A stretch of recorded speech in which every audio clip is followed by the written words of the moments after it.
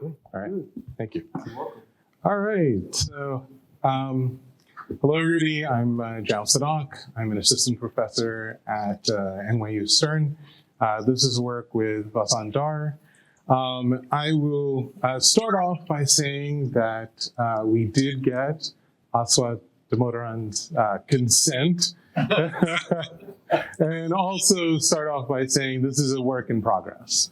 So it's early work with sort of some results pending. Let me start by some of these sort of motivations, which is, this is a quote from Aswath during in June 2023. He was saying, I was considering asking ChatGPT to write this post for me. Using my own language and history, I am open to the possibility that it could do a better job than I have. Stay tuned. Recently, partially thanks to the progress that we're making on this project, he wrote a new post, which is Beat Your Bot, building your moat against AI. Where he kind of discusses a little bit about what we call Dbot. And I'm going to sort of pull back a little bit of the hood behind what we're doing. So why is it important? Well, a twin is really meant to emulate an entity or a system. And a digital twin specifically is a full digital emulation of the full system, whereas what I'm really going to be talking about and focusing on is actually what I'm calling an analytic twin. And what an analytic twin does is basically tries to mimic the analysis or the analytic method that someone uses. And it can provide simulation of that type of analysis at scale. It could be used for learning. It can offer insights into the lack of possible replication. And it can also be used to evaluate the artifacts themselves, the LLMs in this case. So, brief outline, I'm going to first tell you why Aswath. Then we're going to talk, he's awesome, but there's more than that.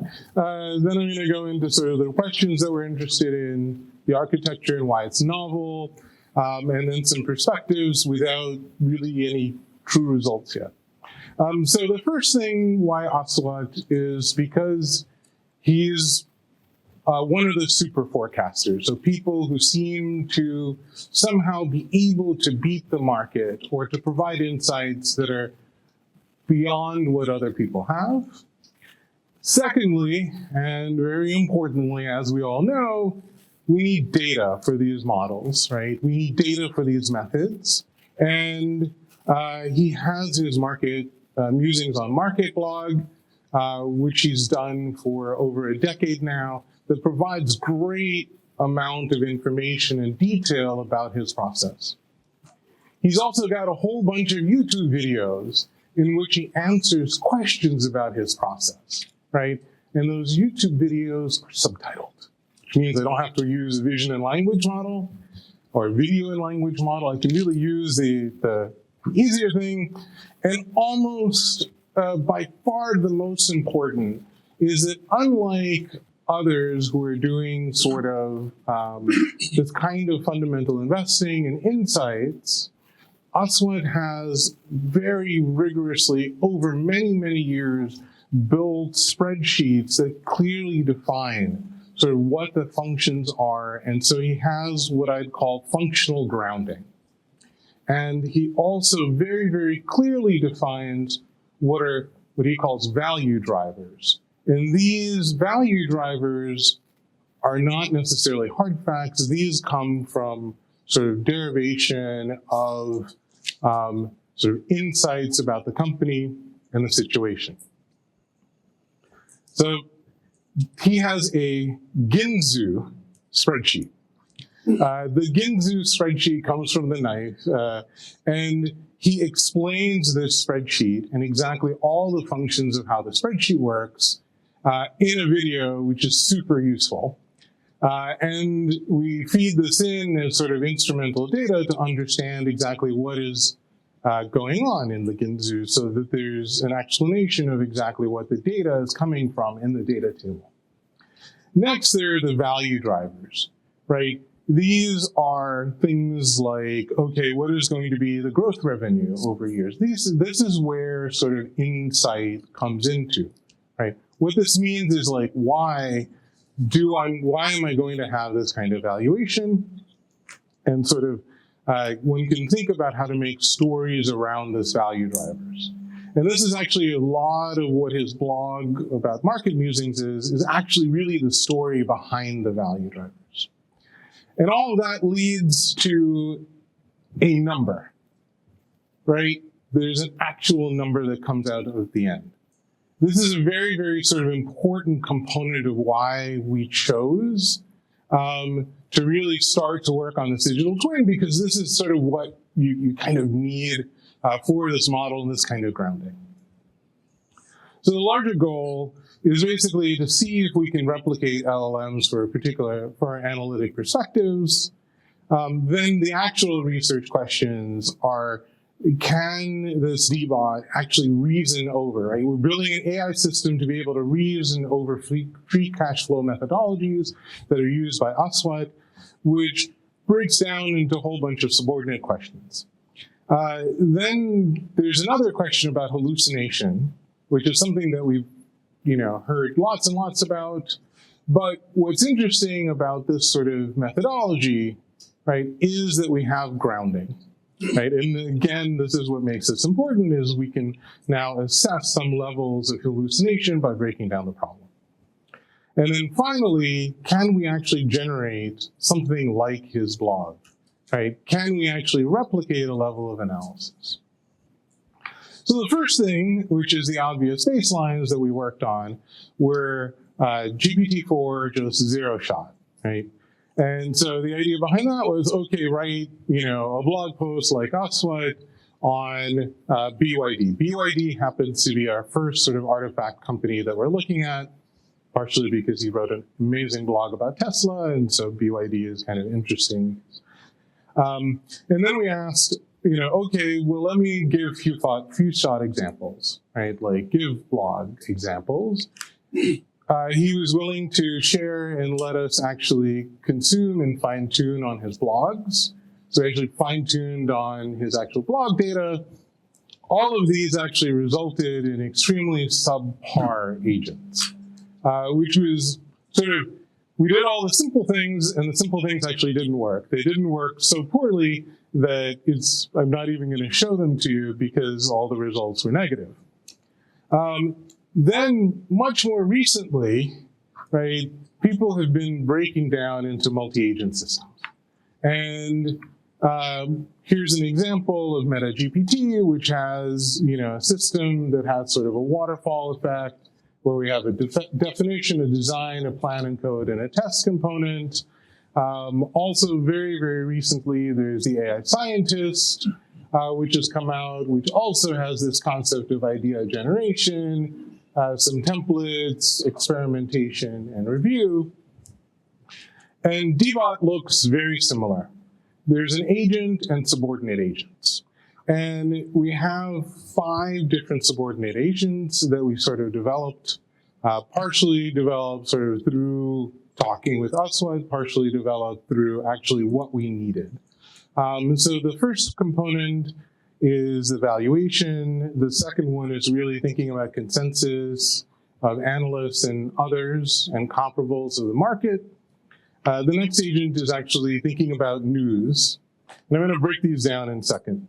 And the final one is, the final 2 are actually the generation of sort of insights. And one of the things that you should note is that these are bidirectional.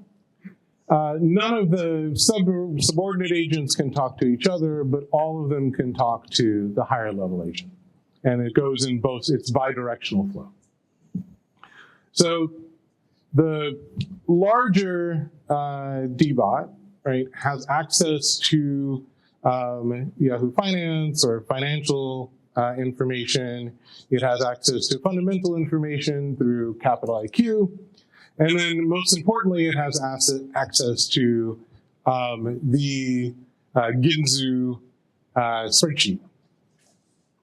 And the Ginsu spreadsheet has mechanistic components, the value drivers, and gives the pricing, which is what we talked about.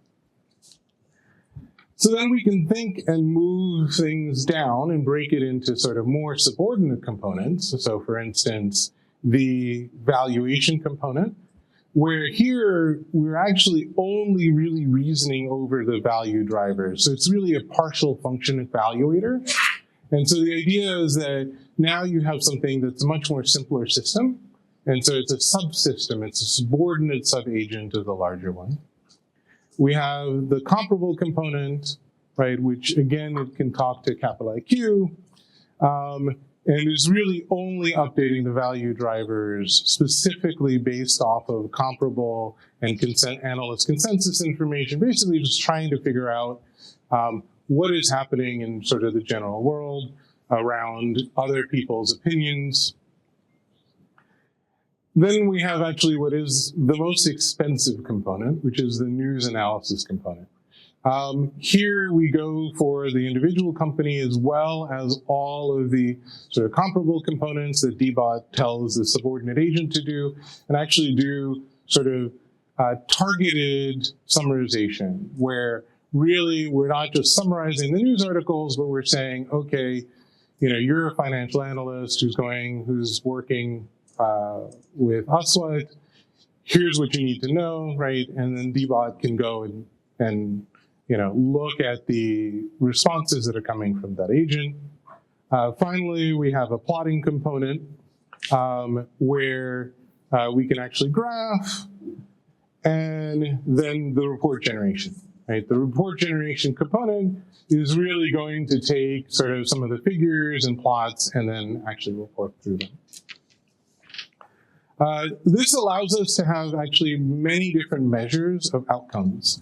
The first measure of outcome, which actually is something that we're just about to actually evaluate, given that Dbot is fully running now, is actually take BYD, and we had 8 students from his class go and actually do reports on BYD, and Dbot's going to be evaluated against the other 8 students to see where he, you know, Aswath himself will grade. And then we have the assessments of the value. Sorry? Is that a blind test? Does he know who's reporting? No, he doesn't know who's whose. But, I mean, he might be able to do author identification, but they did it in May. We forget students pretty quickly. Sorry, joke, please don't. You know, then we can actually test the subordinate agents. So the table to test, and he hasn't seen these reports, by the way. We never saw it. So then we can test all the subordinate agents at a sort of simple individual level. So this actually has many analogous problems in natural language processing, but the thing that we don't have very much, and what's really novel is this reasoning over functions, right? So there are very few papers that really talk about LLMs trying to reason over functions and well-known functions, right? So the free cash flow functions are well-known, but reasoning over them is something that is actually quite difficult. I mean, it's difficult for students, and so it's interesting because it's difficult for them. All right, so some future perspectives, and then I'll end. One of the things that we're actually most excited about is if we can actually do this, then we can potentially, for the first time at scale, backtest Aswath's reasoning, right? Because he can't value all of the S&P 500, but Dbot can. The evaluation methodology here is really thinking about how to look at a full real use case. So this allows us to create benchmarks that are actually relatively specific. Hopefully this kind of methodology can be used for teaching objectives, right? Like he can't talk to everybody in the world. Imagine him doing a 5,000 person MOOC. You know, Dbot can actually handle many things. But the final two are sort of more, also have larger impact, which is if you can create an analytic twin, what does that mean, right? Like people may or may not want their analytic twin. And, figuring out how to do the control of this is actually going to be something that is going to really happen much more and more, right? As we start to look at these, earlier in the keynote, we heard about the customer service agents, right? So those customer service agents, their data was the training data, right? And so, what does this mean? Will people actually want to share or not? Do we consent people into this kind of technology of digital analytic twins? All right, and with that, I'll say thank you for listening.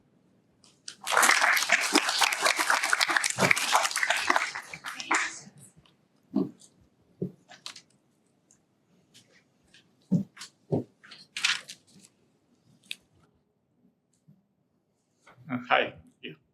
So by the way, thanks. You set up a great title, but you had a great presentation, right? So I'm just curious, when you provided all this training to Dbot, I'm sure Aswath, besides writing his reports and doing analysis, is also reading a whole bunch of reports by other people like him. And besides consuming tons of, crawling content, he knows which ones are good, which ones to trust. Are you somehow able to replicate that with Dbot? I guess the answer is partially. So if we go back to the comparable component with Capital IQ, Capital IQ does give us the analyst consensus, and it does give us the consensus reports when they're available for the companies. So Dbot consumes everything it can, like any model, machine learning model. On the news side, here's where things get really tricky. We can't really tell. I mean, it's something that actually I should probably see if we can actually look at the veracity and actually try to do some sort of author labeling. Yeah. Any other questions? I just know we're out of time, but yeah, So you showed the image before of the kind of the boss with the subordinates, and then you have this architecture here. Yep. Can you just help me connect the two? Yes. So what happens is basically that the sort of higher level agent, it will go, so in the first sort of stage, what we do is we go through and we do all of the agents sort of from left to right, and each one passes messages in clear, like just in text and data format back, and figures back to the Dbot agent. And then once the full sequence has happened, just one after the other, then the higher level agent can call on any of the individual subordinate agents and basically, essentially pick and choose which one it wants to do. And then eventually we have either it stops and says, okay, I'm happy with this report, or the number of iterations has to end because we can't go on forever. All right, we'll probably do one more question, and the only thing is lunch next. Sorry. It's up to you guys. Any more questions? All right, well, thank you.